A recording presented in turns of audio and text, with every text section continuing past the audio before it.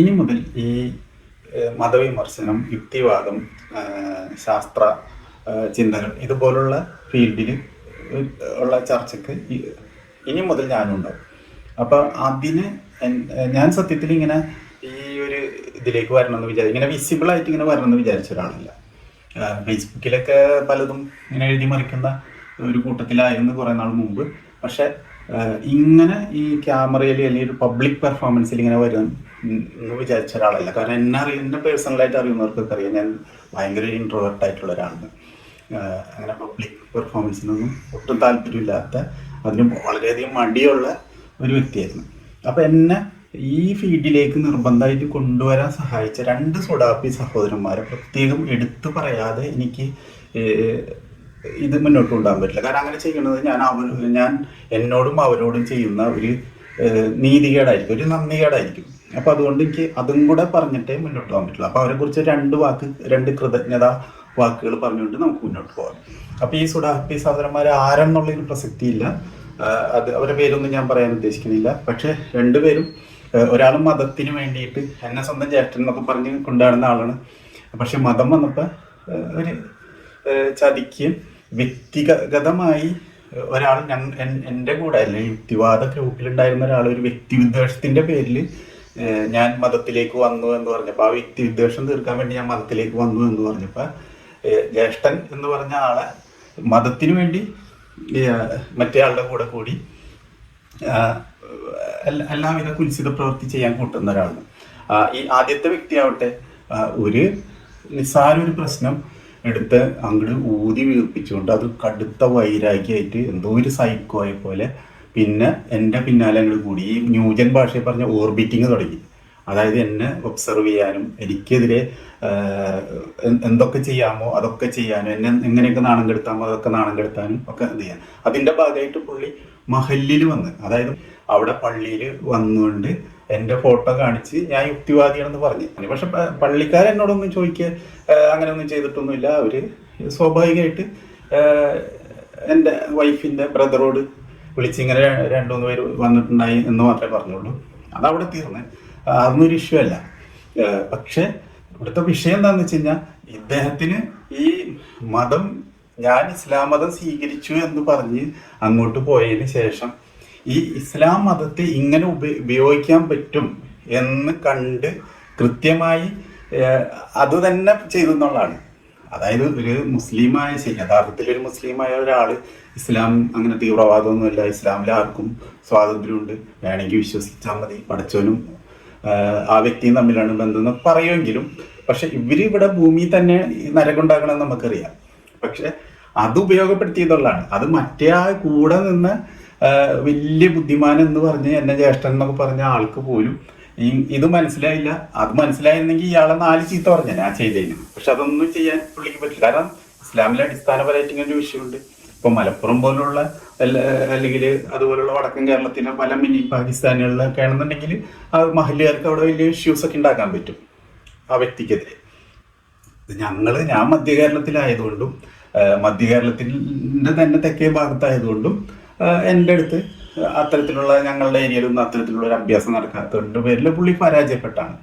അപ്പോൾ പിന്നെ തീർച്ചയായിട്ടും ഇതിന് കൃത്യമായിട്ടും രംഗത്തിറങ്ങിയേ പറ്റൂ എന്നെനിക്ക് തോന്നി. പിന്നെ ഞാൻ പണ്ട് വാട്സപ്പ് ഗ്രൂപ്പിൽ പറഞ്ഞ ഒരു ഇത്, അത് പുള്ളി തന്നെ വന്ന് ഉടക്കുന്ന ഈ പ്രശ്നം ഉണ്ടായതിന് ശേഷം പുള്ളി തന്നെ വന്ന് വെല്ലുവിളിച്ച് വന്നപ്പോൾ അന്നത്തെ ദേഷ്യത്തിൽ ഞാൻ പറഞ്ഞ കുറേ കാര്യങ്ങളുണ്ട് ഫ്രീ സെക്സ് ഒക്കെ ആയിട്ട് ബന്ധപ്പെട്ട്. ആ വോയിസ് ഒക്കെ എടുത്തിട്ടാണ് പിന്നെ എനിക്കെതിരെ പ്രചാരണങ്ങളും ആക്രമണങ്ങളും ഒക്കെ നടത്തിയത്. അപ്പം ഇതൊക്കെ ആദ്യം എന്നെ ഭയങ്കരമായിട്ട് സങ്കോചത്തിലാക്കിയെങ്കിലും പിന്നീട് എനിക്ക് അതൊരു ഭയങ്കര ഗുണം ചെയ്തെന്നുള്ളതാണ്. അതിൻ്റെ ഫലമായിട്ടാണ് ഞാൻ ഇന്ന് ഈ ക്യാമറക്ക് മുമ്പിലിരിക്കുന്നത്. അപ്പം അതും കൂടെ പറയാതെ എനിക്ക് മുന്നോട്ട് പോകാൻ പറ്റില്ല.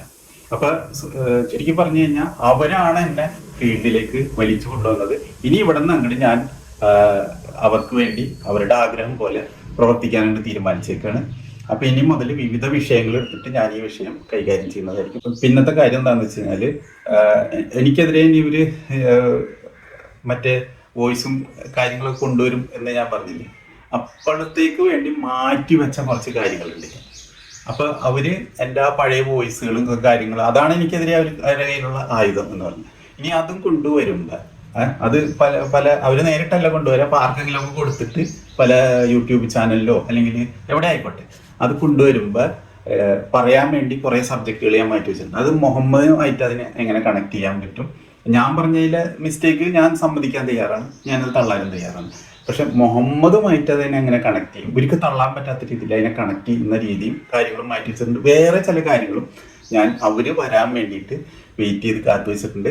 അപ്പം നിങ്ങൾ അത് എത്രയും പെട്ടെന്ന് കൊണ്ടുവന്നു കഴിഞ്ഞാൽ എനിക്ക് അത്തരം സബ്ജക്റ്റിലേക്ക് പോകാമെന്ന് ഇതോടൊപ്പം അവരെ ഞാൻ അറിയിക്കുകയാണ്. ഓക്കെ, അപ്പോൾ ആദ്യം തന്നെ നമുക്ക് ഒരു മോഹൻലാൽ കഥാപാത്രം പോലെ ഇപ്പം അടുത്ത കാലത്തായിട്ട് ഭയങ്കരമായിട്ട് വിലസണ ഒരു വ്യക്തിയുണ്ട്, അൻസാരി സുഹരി ആലപ്പുഴ എന്ന് പറഞ്ഞിട്ട്.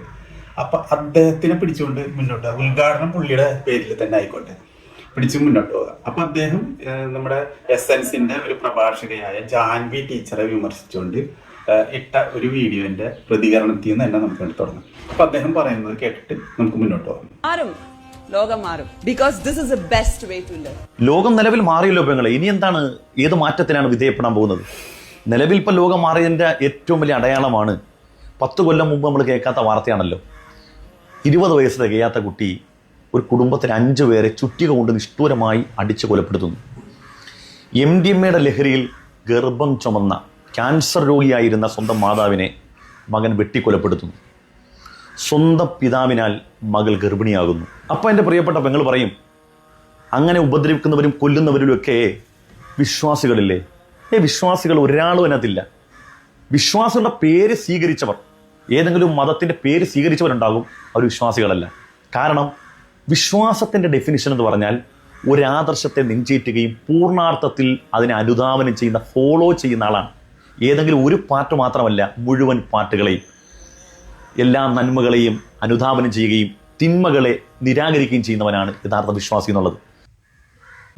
അപ്പോൾ കേട്ടല്ലോ, അപ്പോൾ ഉള്ളി പറഞ്ഞതെന്ന് വെച്ച് കഴിഞ്ഞാൽ ഈ അടുത്ത കാലത്ത് കുറച്ച് ഇഷ്യൂസൊക്കെ ഉണ്ടായി. അപ്പോൾ അത് ലോകം മാറിയതിൻ്റെ ലക്ഷണം എന്നാണ് പറഞ്ഞത്. അത് തന്നെ ഒന്ന് വിവരക്കേടായിരിക്കും, ഉണയെന്ന് ഞാൻ പറയില്ല, വിവരക്കേടായിരിക്കും. കാരണം ലോകം മാറിയിട്ടുള്ളത് പോസിറ്റീവായിട്ടാണ്. അതിനിപ്പോൾ ഗാസ യുദ്ധം എടുത്താലും ശരി, നിലവിൽ ലോകത്തുള്ള പല അനീതികളോ നീതികേടുകളോ ഒക്കെ എടുത്താലും ശരി, പണ്ടത്തെ ഈ ഇദ്ദേഹത്തിൻ്റെ പ്രവാചകൻ്റെ കാലത്തു നിന്നൊക്കെ ഒരുപാട് പോസിറ്റീവായിട്ടാണ് ലോകം മാറിയിട്ടുള്ളത്. കാരണം അന്നൊക്കെ എന്ന് പറഞ്ഞാൽ നമ്മൾ അടുത്ത പഞ്ചായത്തിലെ രാജാവ് ഇവിടെ ആക്രമിക്കൂ, എന്തൊക്കെ ആക്രമണം ചെയ്യൂ എന്ന് പേടിച്ച് ജീവിച്ച കാലഘട്ടമാണ്.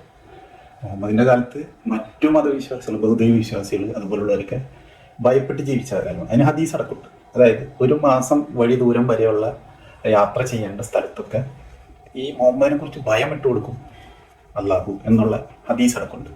അപ്പം അങ്ങനെ ഭയപ്പെട്ട് ജീവിച്ചിരുന്ന ഒരു കാലഘട്ടം കഴിഞ്ഞിട്ടാണ് നമ്മളിവിടെ എത്തുന്നത്. ഇന്ന് നമുക്ക് ഏറെക്കുറെ പേടിക്കാണ്ട് കിടന്നുറങ്ങാം. ഇന്നിപ്പോൾ നമുക്ക് ഒരു ആക്രമണം എന്നൊക്കെ പറയുന്നത് പാകിസ്ഥാൻ പോലുള്ള രാജ്യങ്ങളിൽ നിന്നാണ്. എസ്പെഷ്യലി പാകിസ്ഥാൻ മാത്രമേ ഉള്ളൂ നമ്മളെ ഒരുപക്ഷെ ആക്രമിച്ചേക്കാവുന്ന രാജ്യം. അവർക്കും വലിയ ശക്തിയൊന്നും ഇല്ലാത്തതുകൊണ്ട് അധികം വലിയ പ്രതീക്ഷയൊന്നും ആ കാര്യത്തിൽ അവരും വെച്ചിട്ട് കാര്യമൊന്നുമില്ല. അപ്പം അങ്ങനെ ഏറെക്കുറെ സുരക്ഷിതമായിട്ടൊരു കാലത്ത് നമ്മൾ ജീവിക്കുന്നത്. പിന്നെ ഇവിടെ നടക്കുന്ന ചില സമൂഹത്തിൽ നടക്കുന്ന ഒറ്റപ്പെട്ട തിന്മകൾ, അതൊക്കെയാണ് പുള്ളി എണ്ണി പറഞ്ഞ് ലോകം മാറിയതായിട്ട് എണ്ണി പറഞ്ഞത്. ലോകം മാറി, പോസിറ്റീവായിട്ടാണ് മാറിയത്. അപ്പം നിലവിലുള്ള ഈ ഒറ്റപ്പെട്ട തിന്മകൾ അതും സംഭവിക്കാൻ പാടില്ലാത്തതാണ്. തികച്ചും അത്തരം ദുരന്തങ്ങളും സമൂഹത്തിൽ സംഭവിക്കാൻ പാടില്ല. നമുക്ക് കേൾക്കാൻ ആഗ്രഹിക്കാത്ത കാര്യങ്ങളാണ്, അതിൽ യാതൊരു സംശയമില്ലാത്ത കാര്യങ്ങളാണ്. പക്ഷെ അതിന്ന് ഇത്ര സ്പ്രെഡായിട്ട് നമ്മൾ അറിയുന്നതും നമ്മളതിനെ വളരെയധികം ചർച്ച ചെയ്യുന്നതും ജാഗ്രതയോടുകൂടി ഇരിക്കുന്നതും ഈ സോഷ്യൽ മീഡിയയുടെ ഈ കമ്മ്യൂണിക്കേഷൻ സിസ്റ്റത്തിൻ്റെ ഡെവലപ്മെൻറ്റോടുകൂടിയാണ്. അല്ലാതെ മുമ്പ് ഇതിലും മോശം സംഭവങ്ങളൊന്നും ഇല്ലാതിരുന്നിട്ടല്ല, മറിച്ച് ഇത് കുറേയും കൂടെ ഈ കമ്മ്യൂണിക്കേഷൻ സ്പ്രെഡ് ചെയ്യുന്ന രീതിയിൽ, അല്ലെങ്കിൽ കമ്മ്യൂണിക്കേഷൻ IT വിഭാഗത്തിൻ്റെ ഇൻഫർമേഷൻ ടെക്നോളജിയുടെ വളർച്ചയോടുകൂടിയാണ് നമ്മൾ ഈസി ആയിട്ട് അറിയും. അത് വളരെയധികം ചർച്ച ചെയ്യുന്ന ഒരവസ്ഥയിലേക്ക് വന്നത്, ഓരോ വ്യക്തിയും ചർച്ച ചെയ്യുന്ന ഒരവസ്ഥയിലേക്ക് വന്നത്. അപ്പോൾ അതും അവിടെ നിൽക്കട്ടെ, അതും നമുക്ക് അവിടെ നിർത്താം. ഇനി പുള്ളി പറഞ്ഞ ഒരു മുഖ്യമായ പോയിന്റ്, അതായത് ഒരു വിശ്വാസി, ഇതൊക്കെ ഇവർ വിശ്വാസികൾ ആയതുകൊണ്ടല്ലേ എന്ന് ചോദിക്കും എന്ന് നമ്മുടെ ജാൻവി ടീച്ചറോട് പുള്ളി ചോദിക്കണം. എസൻസിലെ ഒരു പ്രഭാഷകയായ ജാൻവി ടീച്ചറോട് ചോദിക്കണം. അപ്പം എന്നിട്ട് പുള്ളി തന്നെ അതിന് ഉത്തരം കണ്ടത് അല്ല പെങ്ങളെ, അവർക്ക് വിശ്വാസിയായിരുന്നുകൊണ്ട് അവർക്കത് ചെയ്യാൻ പറ്റില്ല, മറിച്ച് അവർ ആ വിശ്വാസം മാറ്റി വെച്ചുകൊണ്ടാണ് അത് ചെയ്യണം എന്നുള്ള ഒരു ന്യായീകരണമാണ് പുള്ളി ഇറക്കുന്നത്. അപ്പോൾ പുള്ളിയുടെ ഒരിക്കൽ ഈ മാതൃഭൂമിയിലൊക്കെ വന്നു, വലിയ വായനക്കാരനായ ഉസ്താദ് എന്നൊക്കെ പറഞ്ഞ് മാതൃഭൂമിയിലൊക്കെ വന്ന ആളുണ്ട്. അപ്പോൾ പുള്ളിയുടെ വായന എത്ര ദരിദ്രം എന്നാണ് ഞാൻ ആലോചിക്കുന്നത്. മാതൃഭൂമിയിലൊക്കെ ഇങ്ങനെ വായന വന്ന വായനയെക്കുറിച്ചൊക്കെ ഇങ്ങനെ പുള്ളിയുടെ ഫോട്ടോ ഒക്കെ കൊടുത്തൊരു ഇത് വരുമ്പോൾ തീർച്ചയായിട്ടും അതൊരു പരന്ന വായനയായിരിക്കും. എല്ലാ വിഷയങ്ങളും വായിച്ചിട്ടുള്ള ഒരാളായിരിക്കും. അതിനെക്കുറിച്ചൊരു അഭിപ്രായം, പ്രത്യേകിച്ചും സ്വന്തം മതം, പുള്ളിയൊരു മതത്തിൻ്റെ വക്താണ്. ആ മതം എങ്കിലും അറ്റ്ലീസ്റ്റ് ഡീപ്പായിട്ട് പഠിച്ചിട്ടുണ്ടാവുന്നില്ല എന്ന് പ്രതീക്ഷിക്കുക. പക്ഷെ അതുപോലും പുള്ളിക്ക് അറിഞ്ഞിടാനുള്ളതാണ് ഇതിൽ നിന്ന് മനസ്സിലാവും. അപ്പൊ അതിലേക്കാണ് നമുക്ക് പോകാനുള്ളത്. അപ്പൊ നമുക്കൊരു പുസ്തകം ചെക്ക് ചെയ്യാം. ഇതാണ് ശരിക്കും ഉച്ചാരണം ശറഹുൽ അഖായിദ. ഓക്കെ, ഇതൊരു ലോകപ്രശസ്തമായ ഗ്രന്ഥത്തിന്റെ പരിഭാഷയാണ്. സത്യവിശ്വാസത്തിന്റെ തത്വശാസ്ത്രം എന്നാണ് ഇതിന്റെ മലയാളത്തിലുള്ള പേര്. അപ്പൊ ഇതിലെ കുറച്ച് ഭാഗം ഞാനൊന്ന് ആദ്യം തന്നെ വായിക്കാം. ആമുഖത്തിൽ നിന്നുള്ളതാണ്, പ്രസാദകുറിപ്പി എന്നുള്ളതാണ്. സത്യവിശ്വാസത്തിന്റെ തത്വശാസ്ത്രം എന്ന ഈ മഹൽ കൃതിയിൽ ഇതിന്റെ മൂലകൃതി അൽ അഖായിദ് ഇമാം ഉമർ നസഫി റായുടേതാണ്. ഇതിന്റെ ശറഹായ ശറഹുൽ അഖായിദിന്റെ വ്യക്തമായ മലയാള പരിഭാഷയാണ് ഇത്. തൗഹീദും ശിർക്കും ഇതിൽ വളരെ വ്യക്തമായി വേർതിരിഞ്ഞു നിൽക്കുന്നു. തൗഹീദിന്റെ തെളിവുകൾ ഖണ്ഡിതം, ബുദ്ധിപരമായ തെളിവുകളും ഉദ്ധരണീപരമായ തെളിവുകളും ഇതിൽ ഭംഗിയായി കോർത്തിണക്കി വെച്ചിരിക്കുന്നു. ഓക്കെ, അപ്പൊ ഇങ്ങനെ പോവാണത്. ഇനി അത് മുഖവുര അധികം വായിക്കേണ്ടതില്ല എന്ന് തോന്നുന്നു. അപ്പൊ ഇത് ഒരു വളരെ ലോകപ്രശസ്തമായ ഒരു കൃതിയാണ്. ഓക്കെ, ശറഹുൽ അഖായിദ. അദ്ദേഹം അത് വായിച്ചിട്ടില്ലാത്തതാണെന്ന് എനിക്ക് തോന്നുന്നില്ല. അദ്ദേഹം അത് വായിച്ചിട്ടുണ്ടാവാം. പിന്നെ എന്തുകൊണ്ട് അദ്ദേഹം ഇങ്ങനെ പറയുന്നു എന്നുള്ളത് അറിയാൻ നമുക്ക് വേറൊരു വീഡിയോ ഒന്ന് കണ്ടിട്ട് വരാം. നമ്മുടെ പ്രേക്ഷകർക്ക് തന്നെ എത്ര ആളുകൾക്ക് തഖിയ്യത്ത് എന്താണ് എന്നുള്ള അതിന്റെ ഒരു ഡെപ്ത് അറിയോ എന്നുള്ളത് സംശയമാണ്. അപ്പൊ തഖിയ്യത്ത് ഇവരുടെ പിന്നെ ആശയമായിട്ടുള്ള തഖിയ്യത്ത് എന്താണ്? ഈ തഖിയ്യത്ത് ഷുറൈ സൽഫി എന്ന് വിശദീകരിക്കും. ഫൈസൽ മോലെ കുറിച്ച് പറയാം. തഖിയ്യത്ത് എന്നുള്ളത് ഷിയാക്കൾ അവരുടെ ഏറ്റവും അടിസ്ഥാനമായി കണ്ട ഒരു പുണ്യകർമ്മമാണ് തഖിയ്യത്ത്. തഖിയ്യത്ത് ശരിക്കും മറച്ചു വെക്കുക എന്നാണ് ഞാൻ ഉദ്ദേശം. സത്യം മൂടി വെച്ച് അസത്യത്തെ പുറത്തേക്ക് കാണിക്കുക. കൃത്യമായ ഹക്കി വസത്തുൽ ഇഅ്തിഖാദി ഫീഹി എന്നാണ്.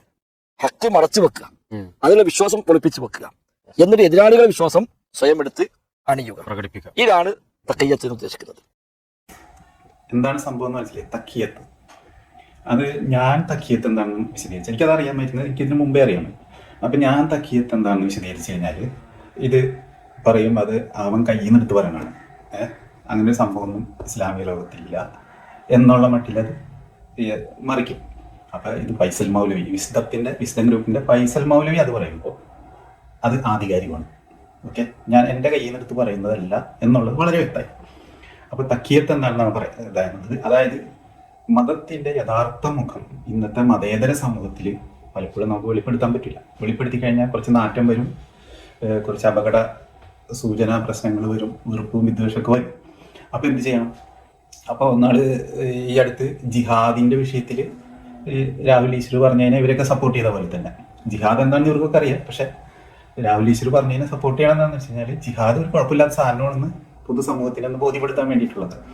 അപ്പോൾ അതുപോലെ ഈ തഖിയ്യത്ത് എന്ന് പറഞ്ഞു കഴിഞ്ഞാൽ പബ്ലിക്കായിട്ട് പറയാൻ ബുദ്ധിമുട്ടുള്ള കാര്യങ്ങളെ നേർപ്പിച്ച് മറ്റൊന്നാക്കി അവതരിപ്പിച്ചുകൊണ്ട് സമൂഹത്തിൽ പ്രചരിപ്പിക്കുന്നതിനാണ് തഖിയ്യത്ത് എന്ന് പറയുന്നത്. അപ്പോൾ ഫൈസൽ മൗലവി വളരെ വ്യക്തമായിട്ട് പറഞ്ഞു. പക്ഷേ ഫൈസൽ മൗലവി അത് പറഞ്ഞത് വേറെ ആൾക്കാരെ ആരോപിച്ചുകൊണ്ടാണ്. സുന്നിയിലെ ഒരു ഹംസ മൗലവിനെ, പിന്നെ ഒരു ചേകനൂരി ലൈനിലുള്ള മുസ്തഫ മൗലവിനെ ഉദ്ദേശിച്ചിട്ടാണ്. അതിൽ ഫൈസൽ മൗലവി പറഞ്ഞ് ആ രണ്ടുപേരെയും ചൂണ്ടിക്കാണിക്കും. ആ വീഡിയോന്റെ മറ്റു ഭാഗങ്ങളിലാണ് അതിലാണ് പറയുന്നത്. അപ്പം അതിൽ മുസ്തഫ മൗലവിയുടെ കാര്യം പറഞ്ഞത് തെറ്റാണ്. കാരണം മുസ്തഫ മൗലവി ഈ സർവ്വമത സത്യവാദം പറയുന്ന ഒരാളാണ്. അപ്പം അതിലെ ഫാസിസ്റ്റ് വശങ്ങൾ നീക്കം ചെയ്തിട്ട് ഇസ്ലാമിനെ വേറൊരു രീതിയിൽ അവതരിപ്പിക്കുകയല്ല, അങ്ങനെയാണ് ഇസ്ലാം നടപ്പിലാക്കേണ്ടതെന്ന് പറയുന്നത്. അപ്പോൾ അവിടെ തഖിയ്യത്തൊന്നുമില്ല. ഇത് തഖിയ്യത്ത് വരുന്ന അങ്ങനെയല്ല. തഖിയ്യത്ത് വരുന്നത് ഇസ്ലാം ഇന്നതാണെന്ന് അറിയാം, അതിൻ്റെ ഫൈനൽ ലക്ഷ്യം ഇന്നതാണ്, അത് തന്നെയാണ് വേണ്ടത്. പക്ഷെ പൊതുസമയത്തിൽ അത് പറഞ്ഞു കഴിഞ്ഞാൽ അത്ര സുഖമായിരിക്കില്ല അതിൻ്റെ അനന്തരഫലം എന്നതുകൊണ്ടാണ്. ഇപ്പം മുജാഹിദ് വാലിശ്ശേരി പെട്ട് കിടക്കണം അങ്ങനെയാണ് ഒരു കേസിലല്ലേ. അപ്പോൾ മുജാഹിദ് വാലിശ്ശേരി പറഞ്ഞത് ഇസ്ലാമിക അഖീദ അനുസരിച്ച് ശരിയാണ്. കാരണം ഒരു വ്യഭിചാരശാലയ്ക്ക് കൊടുക്കുന്നതിനേക്കാൾ മോശമാണ് ഇസ്ലാമിക വിശ്വാസപ്രകാരം ഒരു അമ്പലത്തിന് സംഭാവന കൊടുക്കുന്നത് എന്നുള്ള ഒരു വസ്തുതയാണ്. കാരണം ശിർക്കിനെയാണ് അവിടെ പ്രോത്സാഹിപ്പിക്കുന്നത്. ശിർക്കാണ് ഏറ്റവും വലിയ തിന്മ. ആ തിന്മക്ക് മേലെ വേറൊരു തിന്മയില്ല. ആ ബാക്കിയുള്ള എല്ലാ തിന്മയും, അത് സ്വന്തം മാതാവിനെ വിഭജിക്കുന്നത് ഉൾപ്പെടെയുള്ള തിന്മകൾ ഒക്കെ അതിൻ്റെ കീഴേ വരുള്ളൂ. അതിനൊക്കെ മാപ്പ് കിട്ടും. പക്ഷെ ശിർക്കിന് മാപ്പില്ല. ശിർക്ക് ചെയ്ത് ആ അവസ്ഥയിൽ മരിച്ചു പോയാൽ പിന്നെ അവിടെ ഒരു എക്സ്ക്യൂസ് ഇല്ല. ബാക്കിയുള്ള ഇതിനൊക്കെ എക്സ്ക്യൂസ് ഉണ്ടാവും. അപ്പോൾ അങ്ങനെയാണ് ഈ തക്കിയത്ത്. അപ്പം ഈ തക്കിയത്ത് എടുക്കുകയാണ് അദ്ദേഹം ചെയ്യുന്ന, അൻസാരി സൂരി ചെയ്യുന്നതെന്നാണ് എൻ്റെ ഒരു നിരീക്ഷണം. കാരണം വെച്ച് കഴിഞ്ഞാൽ അല്ലെങ്കിൽ പിന്നെ അദ്ദേഹം ഇതൊന്നും പഠിച്ചിട്ടുണ്ടാവില്ല എന്ന് അദ്ദേഹം തന്നെ സമ്മതിക്കേണ്ടി വരും, ഞാനും അങ്ങനെ വിശ്വസിക്കേണ്ടി വരും.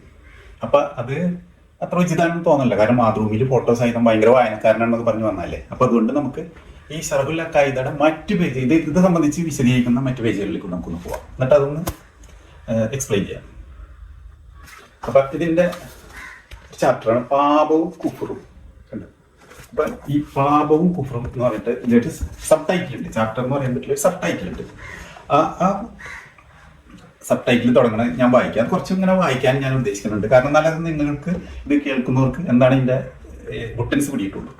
അപ്പൊ പാപവും കുഫറും. മഹാപാപം ചെയ്താൽ കാഫിറാകുമോ? ഏതൊക്കെയാണ് മഹാപാപങ്ങൾ? വ്യത്യസ്ത റിപ്പോർട്ടുകളാണ് മഹാപാപങ്ങളെ പറ്റി കാണുന്നത്. ഇബ്നു ഉമറിന്റെ റിപ്പോർട്ട് അനുസരിച്ച് മഹാപാപങ്ങൾ 9 ആണ്. അള്ളാഹുവിന് പങ്കാളികളെ ചേർക്കൽ. ശ്രദ്ധിക്കണം, ഇവിടുത്തെ പോയിന്റ്. ഒന്നാമത്തത് അള്ളാഹുവിന് പങ്കാളികളെ ചേർക്കുക, അതായത് ശിർക്ക്. കിഫായയുടെ രചയിതാവ് പറയുന്നു, സത്യം പറഞ്ഞാൽ ചെറുദോഷമെന്നും വൻദോഷമെന്നും ഒക്കെ പറയുന്നത് ആപേക്ഷിക നാമങ്ങളാണ്. ഒരു പാപം തന്നെ അതിൽ താഴെയുള്ളതിനെ അപേക്ഷിച്ച് വൻദോഷമാണെന്ന് പറയാം.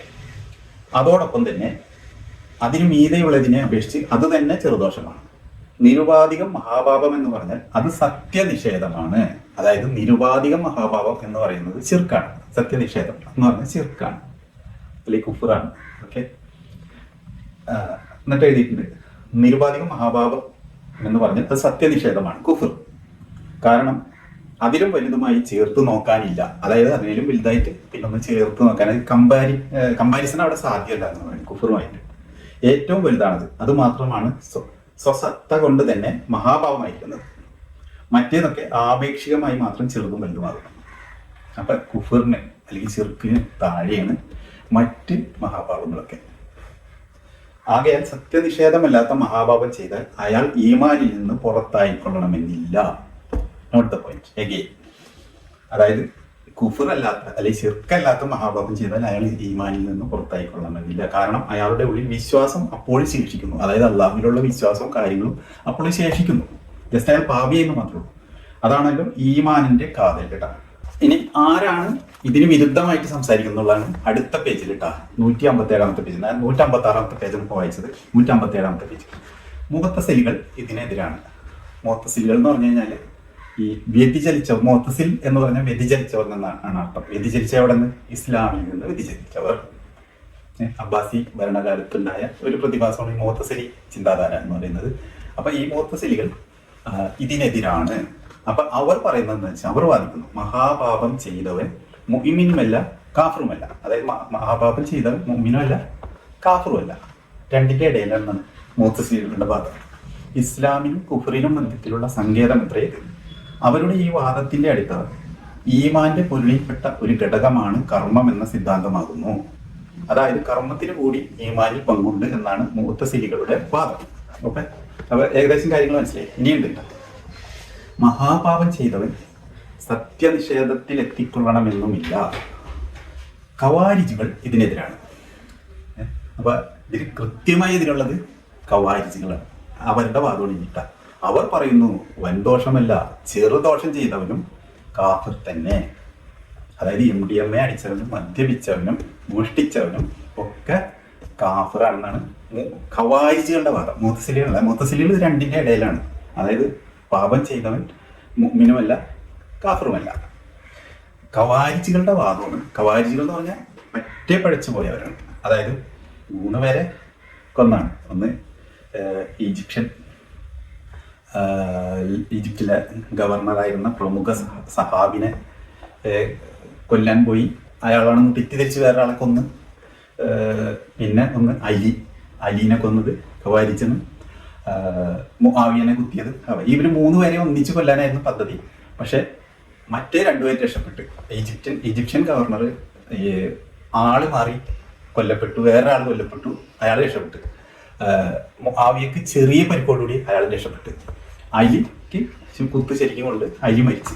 ആ ടീമാണ് ഈ ഖവാരിജെന്ന്. ഒരേ ദിവസം തന്നെ അബൂബക്കറിനെയും അലിയാരെയും കൊല്ലാൻ വേണ്ടിയാണ് അന്നത്തെ തബ്ലീഗുകാർ പരിപാടി. എല്ലാ സഭാജ്യാക്കൾ പരിപാടി ഇട്ട് ഒരൊറ്റ സമയത്ത് 3 പേരെയും ചെയ്യണം ഒതുക്കണം. ഇപ്പൊ വീടിക കയറുമ്പോൾ തന്നെ. പക്ഷെ മറ്റൊരു രണ്ടാളും പാളി അലിയാരെ വിളിക്കാൻ വേണ്ടി പള്ളിയിലേക്ക് 3 ആളെ പോയത്. ആ 3 ആളിൽ ഒരാൾ അപ്പം തന്നെ തിരിച്ചു കൊന്നു, മറ്റൊത്തിന് ഓടി സലാമത്തായി. ഈ കുത്തിയ ആൾ അത്രമൻ മുഞ്ചിമേരുന്നു, നെറ്റിക്ക് വെട്ടിയ ആൾ, പിന്നെ അടിയിലും വിട്ടുവേറെ വെട്ടിയിട്ടുണ്ട്.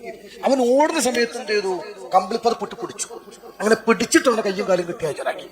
അലി റളിയല്ലാഹു പറഞ്ഞു, പിൽക്കാരനോട് നിർത്തി, ഞാൻ ബാക്കിയുണ്ടെങ്കിൽ അവനെ ശിക്ഷ എന്താ ഞാൻ വിളിച്ചോളാം, ഇല്ലെങ്കിൽ കൊന്നോൻ ഞാൻ മരിക്കുകയാണെങ്കിൽ എനിക്ക് പകരം അവനെ കൊല്ലാന്ന് പറഞ്ഞു. ഷഹീദായി. ഇവനെ പിടിച്ചു. നല്ല താടിയും തലയിക്കെട്ടൊക്കെ ഉള്ളവൻ ശരണ്യാണ്. പിടിച്ചു ഖുർആൻ ഇങ്ങനെ ഓതാണ്, അങ്ങനെ ഖുർആൻ ഓതാ. അപ്പൊ അവര് 3 പേരെയും കൊല്ലാൻ കാരണം ഈ 3 പേരും തെറ്റ് ചെയ്തു, കാഫറായി എന്ന് പറഞ്ഞുകൊണ്ടാണ്. അപ്പൊ അതൊന്നും കൂടെ ഞാൻ വായിക്കാം. മഹാപാപം ചെയ്തവർ സത്യനിഷേധത്തിൽ എത്തിക്കൊള്ളണമെന്നുമില്ല. ഖവാരിജുകൾ ഇതിനെതിരാണ്. അവർ പറയുന്നു, വൻദോഷമല്ല ചെറുദോഷം ചെയ്തവർ കാഫർ തന്നെ.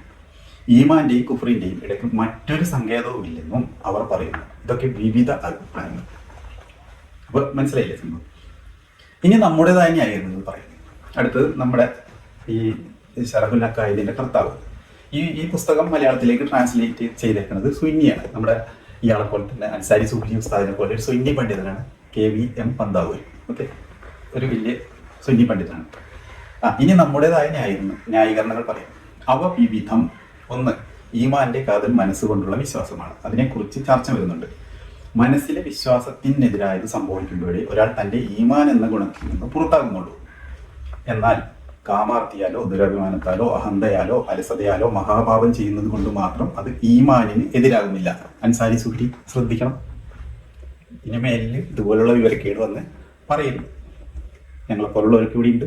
ഓക്കെ, അപ്പൊ ഒരാൾ പാപം ചെയ്തു എന്നതുകൊണ്ട് അല്ലെങ്കിൽ മഹാപാപം ചെയ്തു എന്നതുകൊണ്ട് അയാൾ ഈമാനിന് എതിരാകുന്നില്ല, അയാളിൽ നിന്ന് ഈമാൻ പോകുന്നില്ല. മറിച്ച് അയാൾ പാപിയാകുന്നു എന്ന് മാത്രമേ ഉള്ളൂ.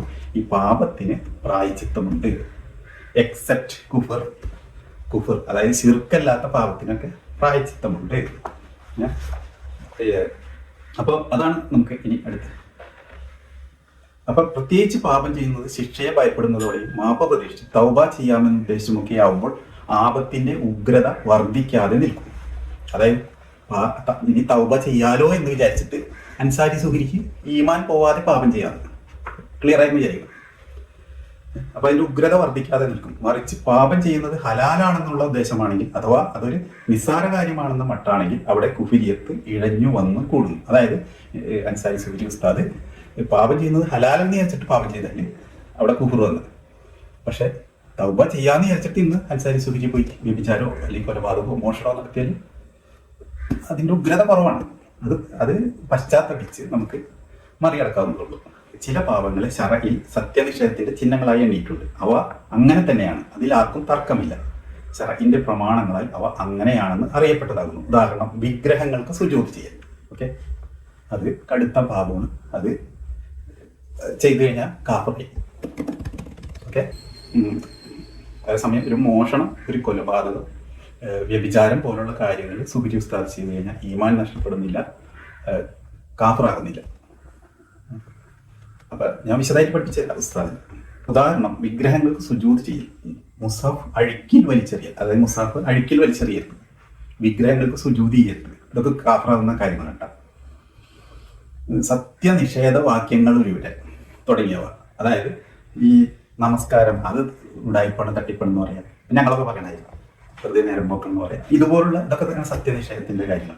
അല്ലാഹുവിന് എന്ത് ശക്തി എന്ന് ചോദിക്കുക, അങ്ങനെയുള്ള കുറെ കാര്യങ്ങളൊക്കെ ചോദിച്ചു. അതാണ് സത്യനിഷേധത്തിന്റെ വാക്യങ്ങൾ. ഓക്കെ, അങ്ങനെയുള്ള കാര്യങ്ങളൊക്കെ ചെയ്തു കഴിഞ്ഞാൽ കുടുംബാബായി കുഫറായി കാഫറാവും. അപ്പൊ കൂടാതെ സത്യനിഷേധം എന്ന് പ്രമാണങ്ങളാൽ സ്ഥാപിതമായതൊക്കെ ഇതിൽപ്പെടും. ഇപ്പറഞ്ഞതിൽ നിന്ന് ഇനി പറയുന്നത് ചുരുളഴിഞ്ഞ് കിട്ടും. ഈമാൻ എന്നാൽ വിശ്വസിച്ച് മനസ്സിൽ ഉറപ്പിക്കുക എന്നതാകുന്നു. ഇങ്ങനെ വിശ്വസിച്ച് മനസ്സിൽ ഉറപ്പിച്ചു കഴിഞ്ഞാൽ പിന്നെ കുഫറിന്റെ വാക്കുകളോ പ്രവൃത്തികളോ വല്ലതും അയാളിൽ നിന്നുണ്ടായാൽ അയാൾ കാഫിറാവണമെങ്കിൽ അയാളുടെ നിഷേധം സ്ഥിരപ്പെടണം, അല്ലെങ്കിൽ അയാളുടെ സംശയം സ്ഥിരപ്പെടണം. ഓക്കെ, രണ്ടാമത്തെ തെളിവ് ആയത്തുകളും ഹദീസുകളുമാണ്. അവയിൽ മുഅ്മിനെ പാപി എന്ന് വിശേഷിപ്പിക്കുന്നു. അപ്പൊ അതിൽ മുഅ്മിനെ പാപി എന്ന് വിശേഷിപ്പിക്കുന്നു. പാപി കാഫിറാണെങ്കിൽ ഇങ്ങനെ കാണുകയില്ലല്ലോ. അതായത് മുഅ്മിനെ പാപി എന്ന് വിശേഷിപ്പിക്കുന്നത് അയാൾ മുഅ്മിനാണ് അതോടൊപ്പം പാപിയാണെന്ന് മാത്രമേ ഉള്ളൂ, കാഫറാവുന്നില്ല. ഓക്കെ, അപ്പൊ പാപി കാഫറാണെങ്കിൽ ഇങ്ങനെ കാണുകയില്ലല്ലോ. അല്ലാഹു അതിനോടൊന്നു, സത്യവിശ്വാസികളെ, നിങ്ങളിൽ കൊല്ലപ്പെട്ടവർക്ക് വേണ്ടി പ്രതിക്രിയ ചെയ്യാൻ നിങ്ങൾക്ക് കടമയാണ്. സത്യവിശ്വാസികളെ, നിങ്ങൾ അല്ലാഹുവിലേക്ക് സംശുദ്ധമായ തൗബ ചെയ്തു മടങ്ങുവിൻ. വിശ്വാസികളായ 2 ഗ്രൂപ്പുകൾ തമ്മിൽ ഏറ്റുമുട്ടിയാൽ, പിന്നെ 3-4 ഡോട്ടുകൾ ഉണ്ടായിരുന്നു ബ്രാക്കറ്റിൽ ഖുർആൻ കു എന്ന് എഴുതിയിട്ടുണ്ട്. ഇങ്ങനെ അനേകം ആയത്തുകൾ കാണാം. 3, തെളിവിൽ 3-ാമത്തെ ഇനം സമുദായത്തിന്റെ അഭിപ്രായ ഐക്യമാണ്. ഞാൻ പറയുന്നതല്ല, ഷറഫുൽ അക്കായിദ് പറഞ്ഞ. അതായത് തിരുനബി സയുടെ കാലം മുതൽ ഇന്നേ വരെ നമ്മുടെ കിബിലക്കാരായ ആര് മരിച്ചാലും അയാൾ തൗബ ചെയ്തിട്ടില്ലെങ്കിൽ പോലും അയാൾക്ക് വേണ്ടി മയ്യത്ത് നിസ്കരിക്കുകയും ദുആ ചെയ്യുകയും ഇസ്തിഗ്ഫാർ ചെയ്യുകയും ചെയ്യാറുണ്ട്. അയാൾ പാപിയാണെന്ന് അറിഞ്ഞാൽ പോലും ഇത് മുടക്കാറില്ല. അതായത് അയാൾ പാപിയാണെങ്കിലും, ഒരു കള്ളനും കൊലപാതകയാണെങ്കിൽ പോലും, മുസ്ലിം ആണെന്നുണ്ടെങ്കിലും അതനുസരിച്ചിട്ടാണ് നമ്മുടെ ഈ ഇവിടെ ബോംബെയിൽ വന്ന് കൂട്ടക്കൊല നടത്തിയ ആ ഒരു തീവ്രവാദിക്ക് വേണ്ടിയിട്ട് മയ്യത്ത് നിസ്കാരം നടത്തിയത്. കാരണം അയാൾ മുസ്ലിമാണ്. അപ്പോൾ അയാൾ പാപിയാണെന്ന് അറിഞ്ഞാൽ പോലും ഇത് മുടക്കാറില്ല. എന്നാൽ ഇതൊന്നും സത്യവിശ്വാസിക്ക് വേണ്ടിയല്ലാതെ ചെയ്തുകൂടെന്ന് സമുദായത്തിൽ അഭിപ്രായമുണ്ട് എന്നതാണ്. അതായത് എത്ര നല്ല മനുഷ്യനായാലും കാഫറായുള്ള ഒരാൾക്ക് വേണ്ടി ഇതൊന്നും ചെയ്യാൻ പാടില്ല. ഓക്കെ, അപ്പൊ ഇനി ഇവിടെ ഇതിനെക്കുറിച്ച് വളരെ ഇതായിട്ട് ഇതിൽ വിശദീകരിച്ചുകൊണ്ട് വിശദമായിട്ട് ഇതിനെക്കുറിച്ച് കൂടുതൽ ഊട്ടി ഉറപ്പിക്കുന്ന രീതിയിൽ വിശദീകരിച്ചുകൊണ്ട് അപ്പൊ ഞാൻ വിശദീകരണ ബാഹുല്യം കുറയ്ക്കാൻ വേണ്ടിയിട്ട് ഇത് വായനയോടെ നിർത്തിയതാണ്. അപ്പോൾ മറക്കണ്ട, ഷറഫുൽ അക്കായിദ്. അപ്പൊ എന്റെ പ്രിയപ്പെട്ടവരും പറയും, അങ്ങനെ ഉപദ്രവിക്കുന്നവരും കൊല്ലുന്നവരും ഒക്കെ വിശ്വാസികളില്ലേ? ഈ വിശ്വാസികൾ ഒരാളതില്ല. വിശ്വാസിയുടെ പേര് സ്വീകരിച്ചവർ, ഏതെങ്കിലും മതത്തിന്റെ പേര് സ്വീകരിച്ചവരുണ്ടാവും, അവർ വിശ്വാസികളല്ല. കാരണം വിശ്വാസത്തിന്റെ ഡെഫിനിഷൻ എന്ന് പറഞ്ഞാൽ ഒരു ആദർശത്തെ നെഞ്ചേറ്റുകയും പൂർണ്ണാർത്ഥത്തിൽ അതിനെ അനുധാവനം ചെയ്യുന്ന, ഫോളോ ചെയ്യുന്ന ആളാണ്.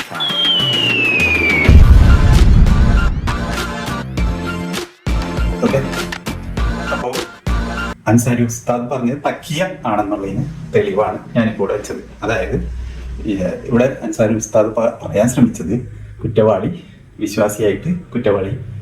ഒരു വിശ്വാസിയായിക്കൊണ്ട് ചെയ്യാൻ പറ്റില്ല, വിശ്വാസം അതിനെ അനുവദിക്കുന്നില്ല, ഇതാണ് മറ്റതാണ് പൂർണ്ണാർത്ഥത്തിൽ അങ്ങനെ വേണം ഇങ്ങനെ വേണം. തെറ്റാണ്. എടുത്തു പറയേണ്ട ഒരു വിഷയം എന്താണെന്ന് വെച്ച് കഴിഞ്ഞാൽ, ഈ ആധുനിക മുസ്ലിം പണ്ഡിതരായിക്കോട്ടെ, അല്ലെങ്കിൽ നമ്മൾ ഡെയിലി ഫേസ്ബുക്കിലൊക്കെ കാണുന്ന ന്യായീകരണ തൊഴിലാളികളായിക്കോട്ടെ, അവരൊക്കെ എടുത്തു വീശുന്നത് സത്യത്തിൽ ഇന്ന് അഹ്ലുസുന്നയുടെ വാദമല്ല എന്നുള്ളതാണ്. അതിൻ്റെ ഭാഗമായിട്ട് ഈ അൻസാരി സുഹരി ഇവിടെ പറയുന്നതും അഹ്ലുസുന്നയുടെ വാദമായിട്ടുള്ള വാദമല്ല. അതിൽ ഒന്നാമത്തെ വിഷയം, ആദ്യം ഇവർ എടുക്കുന്നത് തക്കിയ എന്ന് പറഞ്ഞിട്ടൊരു സംഗതിയുണ്ട്. ആ തക്കിയ എന്താണെന്ന് ഞാനിവിടെ വീഡിയോ ഇട്ട്, അവരുടെ ഇസ്ലാമിക പക്ഷത്തു നിന്നുള്ള വീഡിയോ ഇട്ടിട്ട് അത് നിങ്ങൾക്ക് സിമ്പിളായിട്ട് വിശദീകരിച്ചിരുന്നതാണ്. പിന്നെ ഇവർ രണ്ടാമത് എടുക്കുന്നതെന്ന് വെച്ച് കഴിഞ്ഞാൽ, ഈ തക്കിയയുടെ ഭാഗമായിട്ട് ഇവർ രണ്ടാമത് എടുക്കുന്നതെന്ന് വെച്ച് കഴിഞ്ഞാൽ, ഇവർ പിഴച്ചു പോയവർ എന്ന് പറഞ്ഞ മുഅ്തസിലി വാദം. അതായത് ഈ 8-ാം നൂറ്റാണ്ടിൽ അബ്ബാസി ഭരണകാലത്ത് കുറച്ചു കാലം നിലനിന്ന് പോകുന്ന ഒരു ഇസ്ലാമിലെ ഒരു പ്രത്യേക ചിന്താധാരയാണ് ഈ മുഅ്തസിലി ചിന്താധാര എന്ന് പറയുന്നത്. ഈ മുഅ്തസിലി ചിന്താധാരയിൽ അവർക്ക് പല കാര്യങ്ങളും, ഈ ഇസ്ലാമിലെ പല കാര്യങ്ങളും അയുക്തികമായിട്ട് തോന്നും.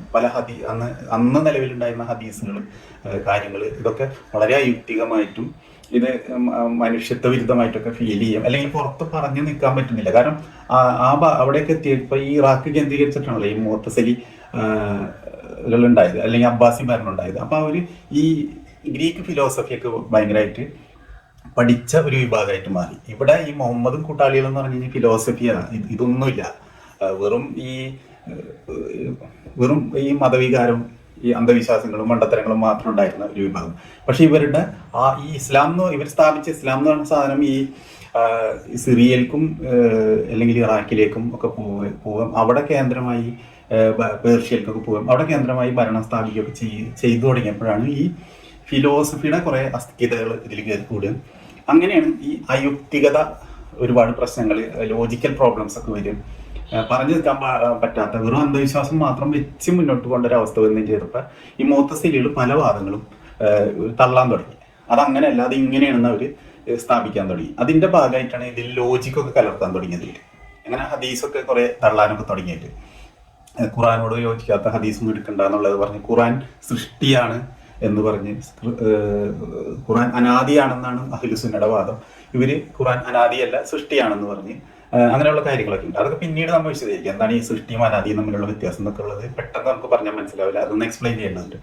അപ്പോൾ ഇങ്ങനെയുള്ള കാര്യങ്ങളൊക്കെ ഈ മുഅ്തസിലികൾ മുന്നോട്ട് വെച്ച് അത് പക്ഷേ അഹ്ലു സുന്ന വൽ ജമാഅത്തിന്റെ ആളുകൾക്ക് അത് പറ്റില്ലായിരുന്നു. അവരതിനെ വാദിച്ച് തോൽപ്പിച്ചു എന്നാണ് പറയുന്നത്. തോൽപ്പിച്ചിട്ടൊന്നുമില്ല, അവര് ഈ കയ്യൂക്കൊണ്ട് പിന്നീട് ആധിപത്യം കിട്ടിയപ്പോൾ അതങ്ങനെ അവസാനിപ്പിച്ചെന്ന് മാത്രമേ ഉള്ളൂ, അല്ലാണ്ട് ആശയപരമായിട്ട് തോൽപ്പിച്ചിട്ടില്ല. പിന്നെ ഖവാരിജ് എന്നുള്ളൊരു വിഭാഗമുണ്ട്. ഈ ഖവാരിജ് എന്ന് പറഞ്ഞു കഴിഞ്ഞാൽ ഈ അലിയും മുആവിയയും തമ്മിലുള്ള തർക്കത്തിലാണ് ഖവാരിജുകൾ ഉടലെടുക്കുന്നത്. അലി ഖലീഫയായത് മുആവിയക്ക് ഒട്ടും പിടിച്ചിട്ടില്ല. അബൂ സുഫിയാന്റെ മോനാണ് മുആവിയ. ഈ അലി ഖലീഫയായപ്പോൾ തുടങ്ങി മുആവിയ ചൊറിയാൻ തുടങ്ങിയാണ്. അങ്ങനെ ചൊറിഞ്ഞ് അവർ തമ്മിൽ ഘോര യുദ്ധമൊക്കെ നടന്ന് 2 സൈന്യങ്ങളും ഇതൊക്കെ നടന്ന് വീണ്ടും മുആവിയ യുദ്ധം നടന്ന് മുആവിയ തോറ്റപ്പോൾ കോംപ്രമൈസ് ചെയ്ത് വീണ്ടും അടുത്ത യുദ്ധക്കോപ്പൊക്കെ കൂട്ടി ഇതൊക്കെ വന്ന് അങ്ങനെ ഈ അലി മുആവിയ ടീമും വീണ്ടും കൊമ്പ് കോർക്കാൻ വേണ്ടി അടുത്ത് നിൽക്കുന്ന സമയത്താണ് വീണ്ടും കോംപ്രമൈസിനുള്ള ചർച്ചകളൊക്കെ തുടങ്ങി. ഈ കോംപ്രമൈസിനുള്ള ചർച്ച നടത്താൻ മധ്യസ്ഥനായിട്ട് വെച്ചത് അംർ ബിൻ ആസ് എന്ന് പറഞ്ഞ അന്ന് ഈജിപ്ഷ്യൻ ഗവർണറായിട്ടുള്ള കക്ഷിനെയാണ്, പ്രമുഖ സഹാബിയാണ്. അപ്പൊ ഈ സഹാബി മുആവിയൊക്കെ ഒത്തുകൊണ്ട് അന്ന് അലിനെ ചതിക്കുകയാണ് ചെയ്തത്. അത് ഇസ്ലാമിക ചരിത്രത്തിൽ തന്നെ അത് ചതിയെന്ന് എഴുതി വെച്ചിട്ടുണ്ട്. ഇപ്പൊ മുജാഹിദുകളുടെ അവരിറക്കിയ ഗ്രന്ഥത്തിൽ തന്നെ അത് ചതിയെന്ന് എഴുതി വെച്ചിട്ടുണ്ട്. സുന്നികളുടെ താരിഖുൽ ഇസ്ലാം സുന്നികൾ ഇറക്കിയ അത് സുന്നികളുടെ എല്ലാ താരിഖുൽ ഇസ്ലാം ലോക പ്രശസ്തമായ ഗ്രന്ഥമാണ്. അതിന്റെ പരിഭാഷ ഉണ്ട് മലയാളത്തിൽ. അതിലൊക്കെ ഇത് ചതിയായിരുന്നതിനാണ് എഴുതി വെച്ചിരിക്കുന്നത്. അങ്ങനെ അലിനെ ചതിക്കുകയാണ് ചെയ്തത്. മുആവിയും അംർ ബിൻ ആസൊക്കെ ചേർന്ന് അലിനെ ചതിക്കുകയാണ് ചെയ്തത്. അപ്പൊ ഈ ചതി വന്നപ്പോ അലി അവിടെ നിസ്സഹായനായി പോവുക, അലി അത് വഴങ്ങി കൊടുക്കുകയും ചെയ്തപ്പോ ഈ അലിയുടെ ടീമിലുണ്ടായ ആളുകളാണ് കുറെ പേര് അതിശക്തമായിട്ട് ഇതിനെതിരെ നിലകൊണ്ട്. അങ്ങനെ അവരെന്ത് ചെയ്യുന്ന വെച്ച് കഴിഞ്ഞാൽ അലിനോട് പറഞ്ഞ് ഇത് അംഗീകരിക്കേണ്ട കാര്യമില്ല, ഈ കരാറിന് യാതൊരു വാല്യൂ ഇല്ല, നിങ്ങൾ ഞങ്ങളുടെ കൂടെ നിൽക്കണം. അലി അതിന് തയ്യാറായി വന്നപ്പോ അലിയുടെ സൈന്യത്തിലുള്ള ആളുകളാണ് പിന്നീട് ഖവാരിജുകളായി മാറി.